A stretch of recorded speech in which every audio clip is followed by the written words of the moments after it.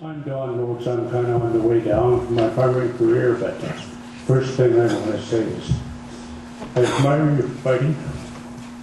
Bullies are funny, you know. Look them in the eye. Put your hands in your pocket. Walk right towards them. Tell them to try it. So on the thing about being bullied, my first thing that I didn't like that went on with the terminal, and now if this is happening, I'm wondering about is my ability to use my own condo. And without you fellas having to take the Fifth Amendment, was that part of what was directed in the attempt to make us quite mad? Because it certainly worked. And thank you very much.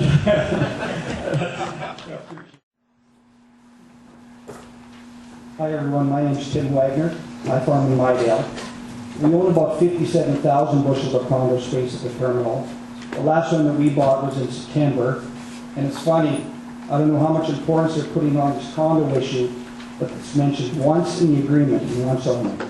So what that says, I don't know, but it doesn't seem like there's a lot of attention drawn to it.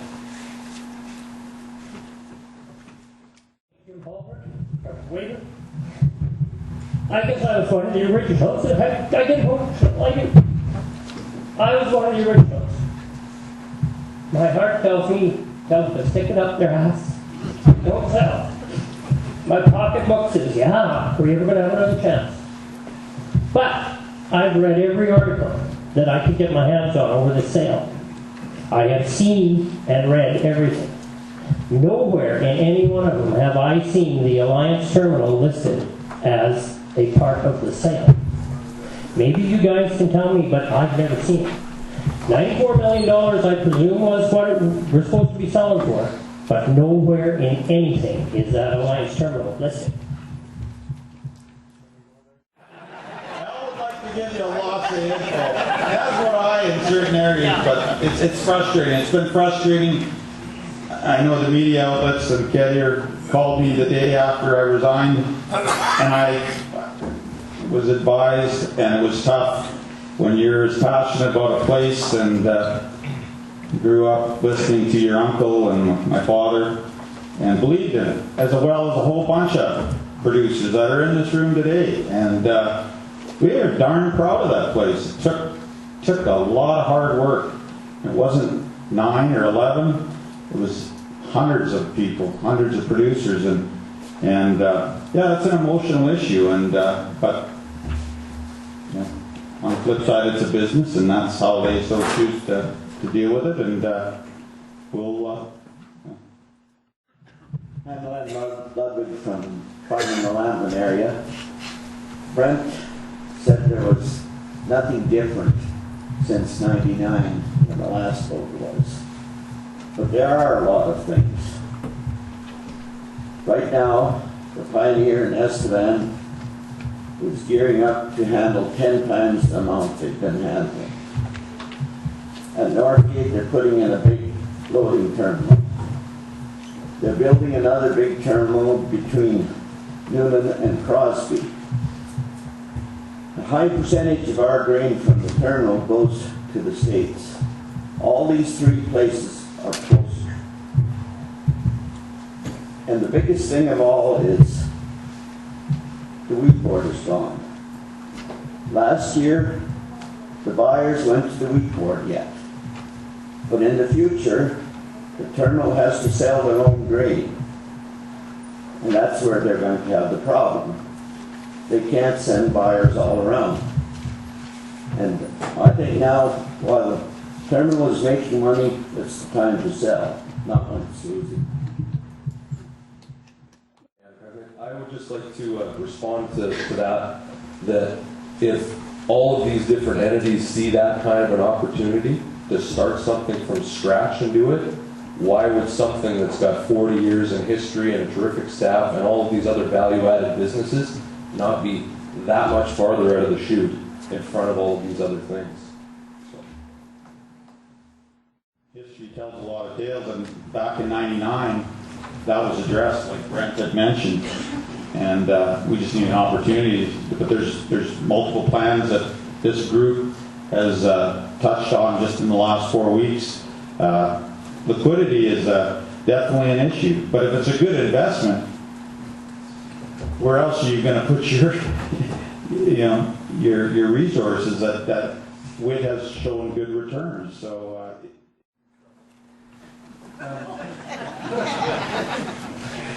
Now, the question of determining value of an entity like this is very, very difficult. And so when you're looking at it from an external perspective, usually what you do is you ask, what was the process and the procedure by which you marketed? How many people were in the game? Was it a one-trick pony? Was it 3 or 4 bidders? Did you contact all the possible sellers? These are the kinds of questions that the 2 former board members, I know they'd love to discuss that with you, but they can't. It is an entirely legitimate question, I think, to put towards the existing board members.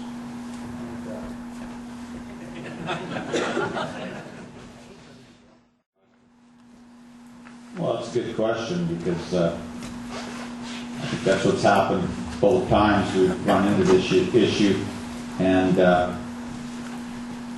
you need a blend. Young, old, inexperienced, experienced. It brings new ideas to the table, and yeah, term limits can accomplish that. It's something we've talked about. It's healthy. Now, it's pretty common in every other entity that you do have a term and step aside and let new blood in. So I'm not opposed to it.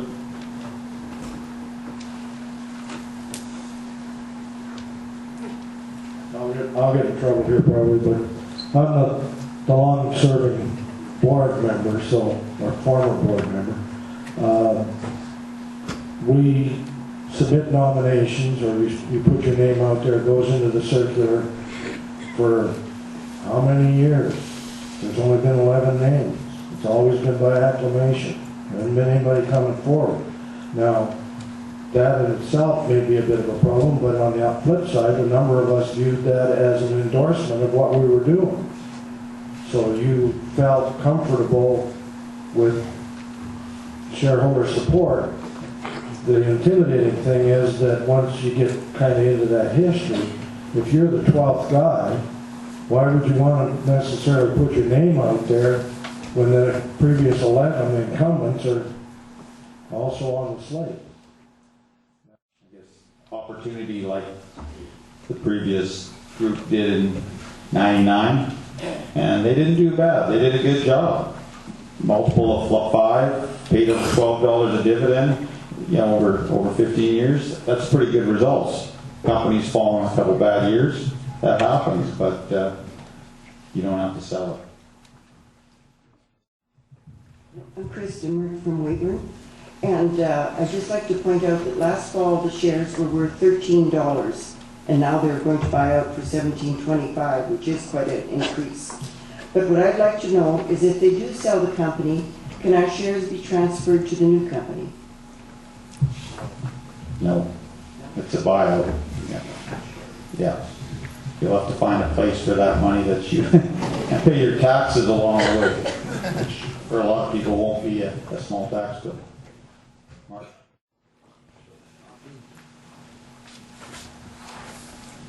Good question, and that is something that would definitely get looked at and looked into, because that is a concern, and that was something that we've tried to do here with talking to the current board, is we wanted to have a meeting that they put on to have the debate. So definitely that's something that would be definitely looked at and being implemented.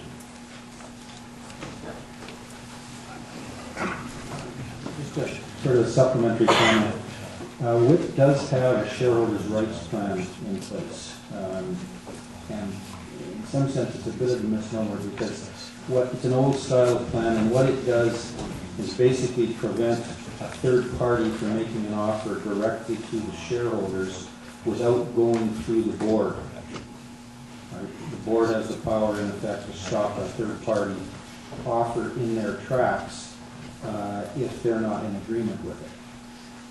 What we have here is the reverse situation where perhaps the board wishes to sell and at least some of the shareholders do not. The shareholders' rights plan as it's currently designed does not really address that sort of situation. It is possible to design plans that do require shareholder approval before that process starts. This one that you have in place doesn't. The group we've got in front of us, I've heard some of the ideas, just talking personally that you guys have come up with. I think they're proactive and they're well thought out ideas. Looking back, would you do the same thing? Would you have, looking back now and that there's an offer on the table, would we have been better off to stay there and try and hold it back to an EGM and collect a group like this to come up with new ideas, or would you do the same and step down? And do you feel that that was the only way to bring it to the shareholder? Sorry, it's around. No, that's good. That's good. It's a fair question. I wish I could address it in lots of detail, but Warren would drag me out by the ear. I don't regret anything. This company was built by shareholders, not a board. And Al said it very good. We didn't quit WIT. We resigned from the board. I don't have any regrets on what we did. I can look everyone in this room in the face. No, and I just wanted an answer. That's No. would you do it differently? I guess that. I'll throw this out in their defense. Sitting around the table with those guys, this is the only way. And if you look and read the deal really close, and I don't think I'm overstepping bounds because it's right in the deal. This is the only way that we're here today, is that those guys step in.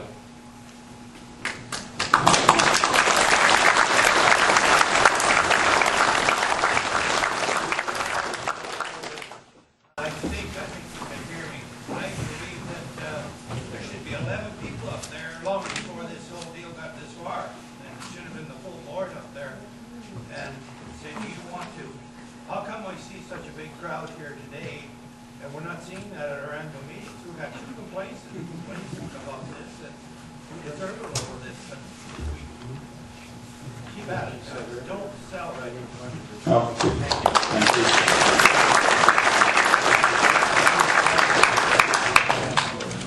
I dare make a comment, not a question. I'm Clifford Ganshorn from the Regina area, a few miles from Dalevina. I've been just a medium-sized farmer. I'm now retired. I am one of the original shareholders before they ever even poured an inch of cement. Now, I have never hauled a bushel here. Now, this, what I have invested in it, has been the greatest investment I ever made in my lifetime. And I am willing to throw away every penny of it to see to it that it stays farmer-owned and farmer-controlled for the benefit of southern Saskatchewan farmers.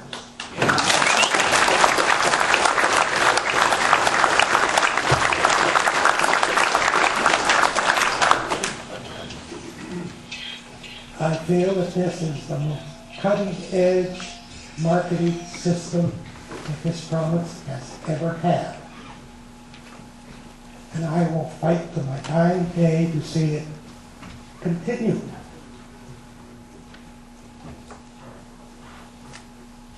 I fully plan to send my shares on to a next generation and tell them, don't you ever sell. Appreciate that. It's not going to be an easy. We get 38% of the business in this area, and the remaining 3 get 62. The other remaining 2. Or 2. Yeah. So, in my opinion, that's pretty damn good. I think we're doing all right. Yeah.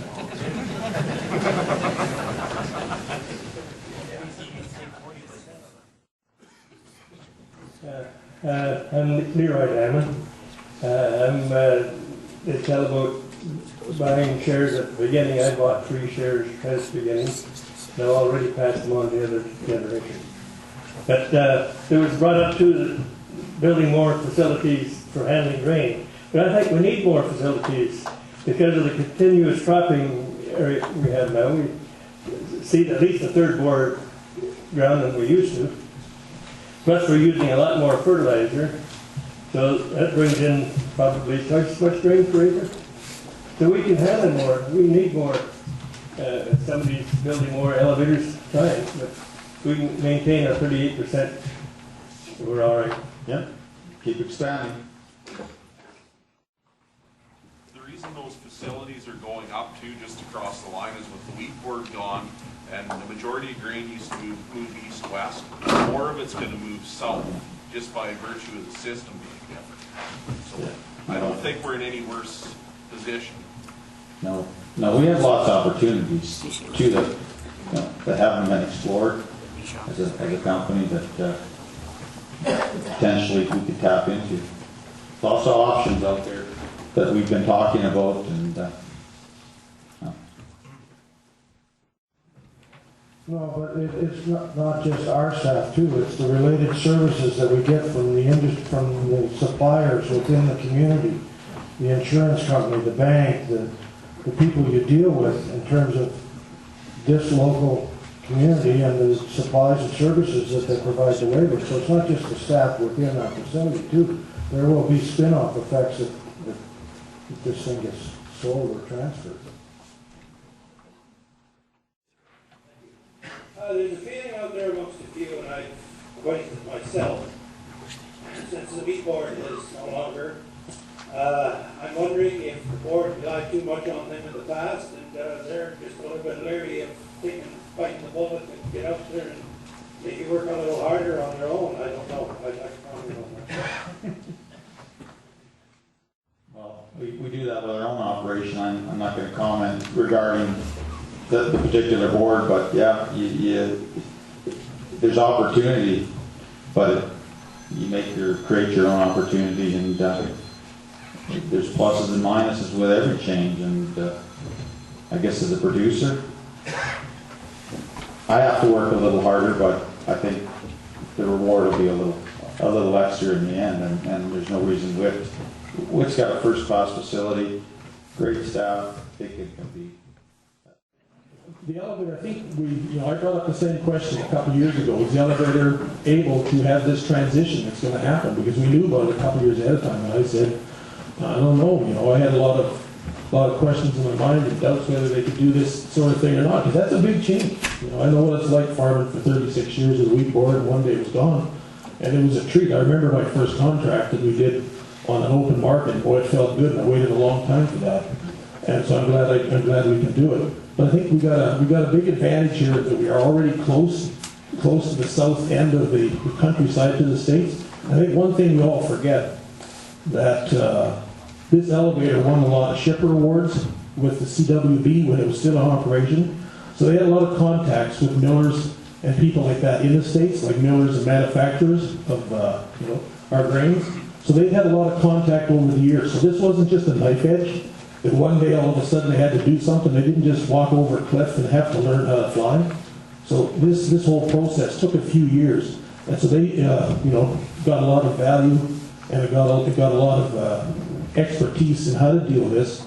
With just that they've been shipping grain to those people for years down there anyway, and that's, I think, something we forgot. I know I've just never really thought of it that way, because we think that the elevator doesn't get in contact with them, but they have to be in contact with them, with the wheat board as well too, for what do they want and stuff like this. So that's my interpretation of that part.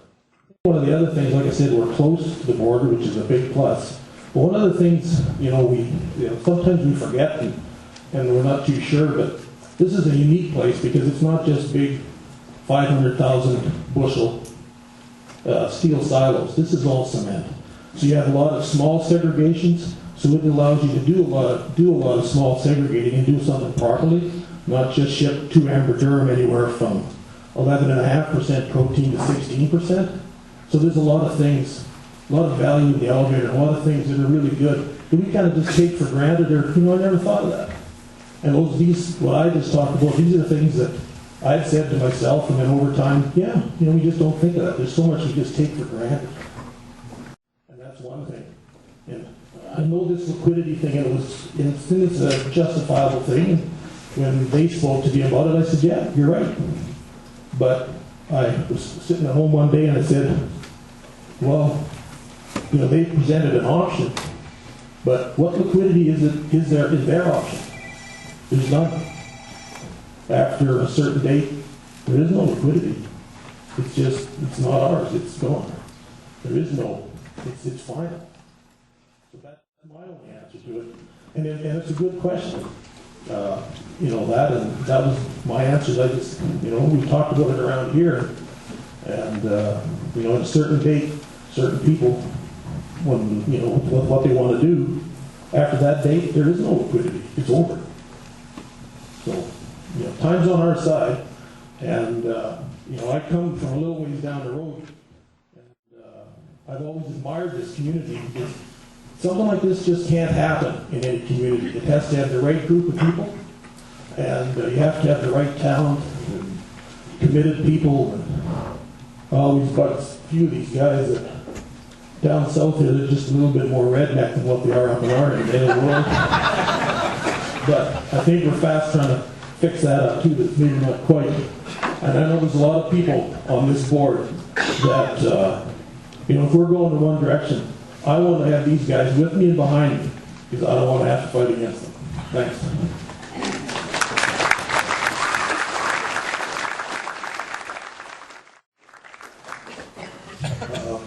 My name is Ron Fellner. When that inland terminal was first decided on, I thought it was a heck of an idea. I was one of the original shareholders. I don't own a lot of shares, never did grow a whole lot of grain. Basically, we ran cattle, but I thought it was a good idea at the time. It sharpened up my elevator agent, and it's done nothing but good for the whole area. I think maybe one thing we might be forgetting, Parrish and Heinbecker, I'm assuming they're in this to make a dollar. Every dollar they make out of this terminal, if they buy it, is not going to stay in Waverly. Fellas, and when it comes through the inland terminal, it stays in the area, and let's not forget that, folks. It's a big concern. Thank you.